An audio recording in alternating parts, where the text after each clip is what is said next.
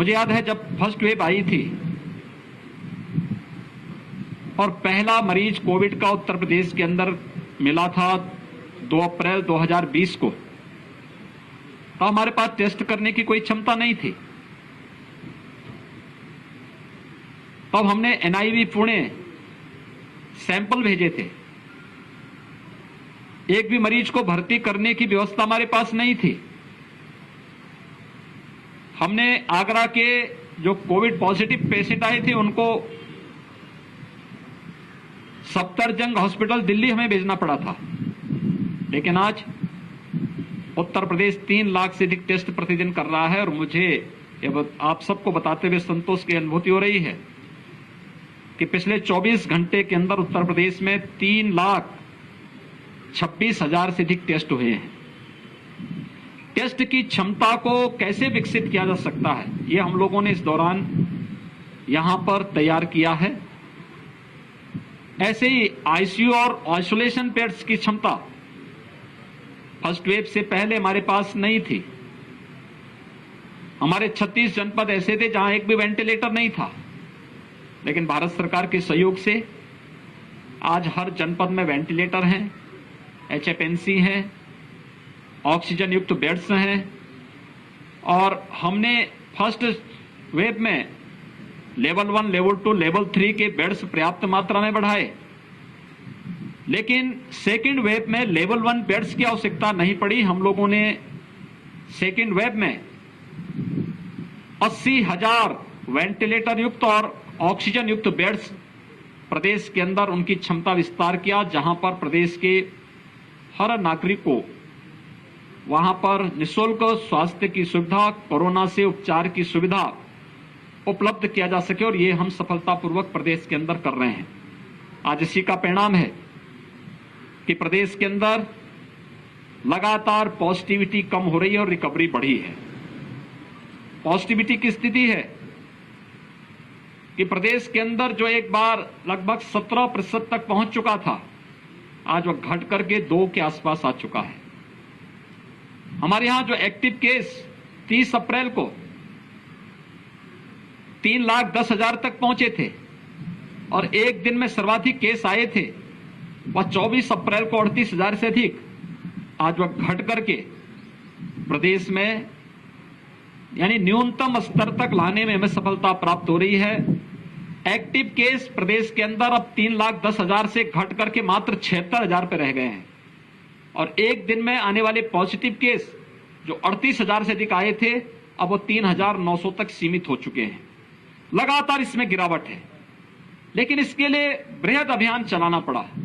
Early and aggressive campaign प्रदेश के अंदर गांव गांव में, कस्बे कस्बे में स्वच्छता, सैनिटाइजेशन, फॉगिंग के साथ साथ ट्रेस, टेस्ट एंड ट्रीट के इस कार्यक्रम को हम लोगों ने मजबूती के साथ आगे बढ़ाया। आज उसके अपेक्षित परिणाम हमारे सामने हैं।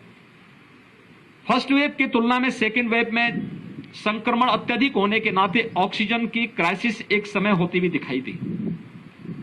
मैं धन्यवाद दूंगा अपने सभी जनप्रतिनिधियों को जिन्होंने तत्काल अपनी निधि का उपयोग करते हुए हर एक जनपद में, डिस्ट्रिक्ट हॉस्पिटल में, सामुदायिक स्वास्थ्य केंद्रों में ऑक्सीजन प्लांट के लिए अपनी निधि का उपयोग किया। और आने वाले समय में उत्तर प्रदेश का हर जनपद ऑक्सीजन की दृष्टि से आत्मनिर्भर होगा। हर हॉस्पिटल में ऑक्सीजन प्लांट होंगे या ऑक्सीजन कंसंट्रेटर होंगे। ये कार्रवाई युद्ध स्तर पर चल रही है। प्रदेश जहां इन सभी कार्रवाई को युद्ध स्तर पर आगे बढ़ा रहा है, वहीं साथ ही साथ हम लोगों ने थर्ड वेव की भी तैयारी अभी से प्रारंभ की है।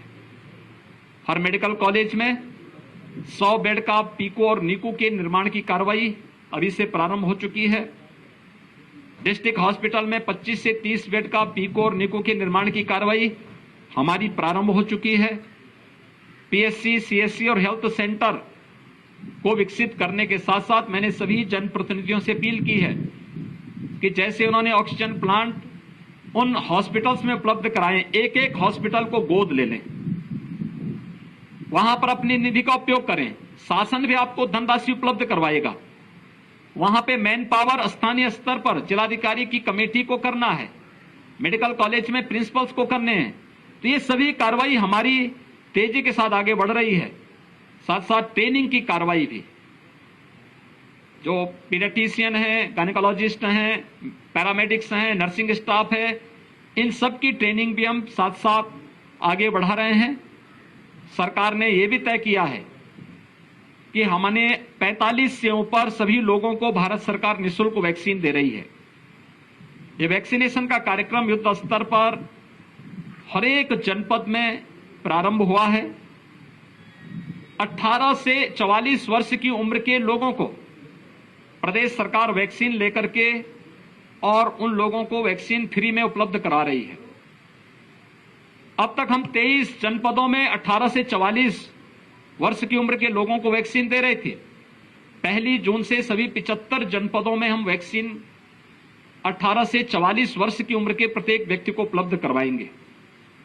हमने इसमें प्राथमिकताएं तय की है। प्राथमिकता, थर्ड वेव की आशंका व्यक्त की जा रही है कि थर्ड वेव बच्चों को ज्यादा प्रभावित कर सकती है। प्रदेश सरकार ने तय किया है कि हम थर्ड वेव से पहले 12 वर्ष तक की उम्र के बच्चों के अभिभावकों को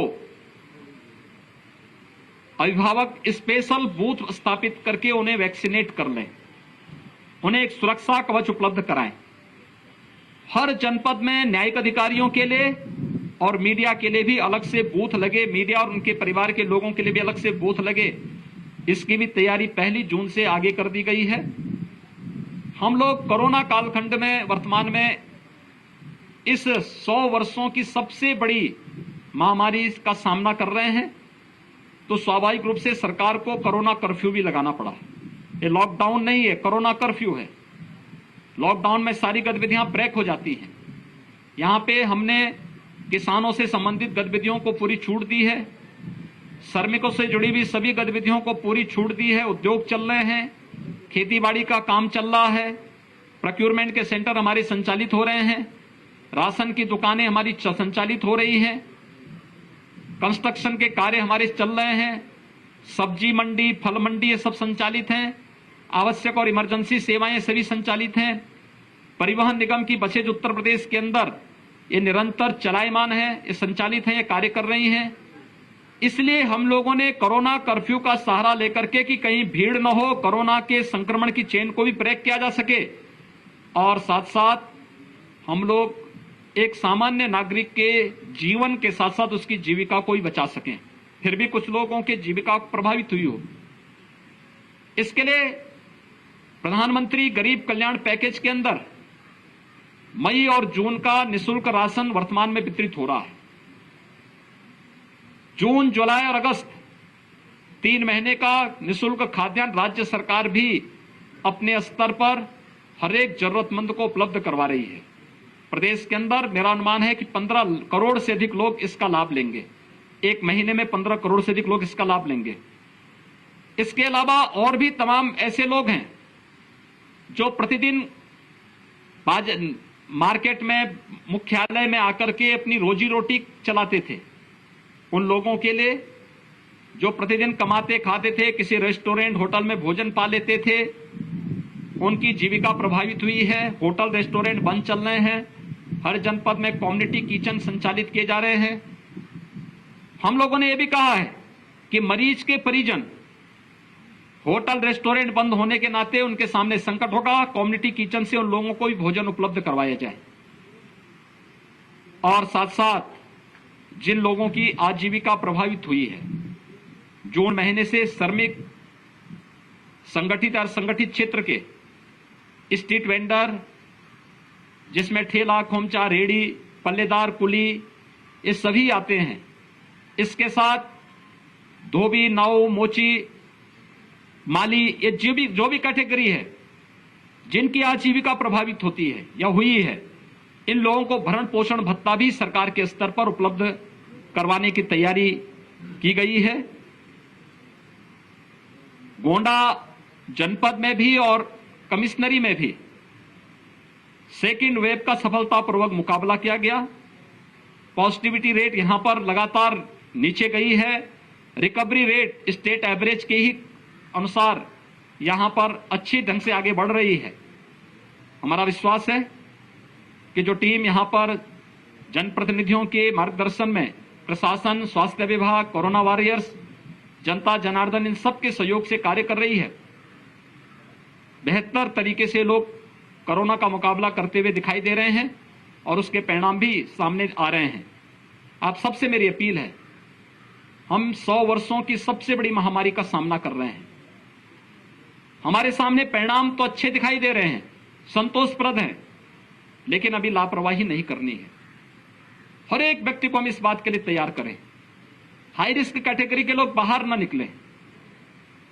शेष अन्य लोगों को अगर बाहर निकलना ही हो तो ये मास्क जरूर पहने, 2 गज की दूरी का पालन जरूर करें, वैक्सीन जरूर ले, टेस्ट कराने से भी ना भागें और वैक्सीन लगाने से भी ना भागें। टेस्ट उन्हें समय पर स्वास्थ्य की सुविधा उपलब्ध करवाएगा और वैक्सीन उन्हें सुरक्षा कवच उपलब्ध करवाएगा। आप सब इस जागरूकता के अभियान के साथ जुड़ेंगे, इसके अपेक्षित परिणाम आएंगे। धन्यवाद जी।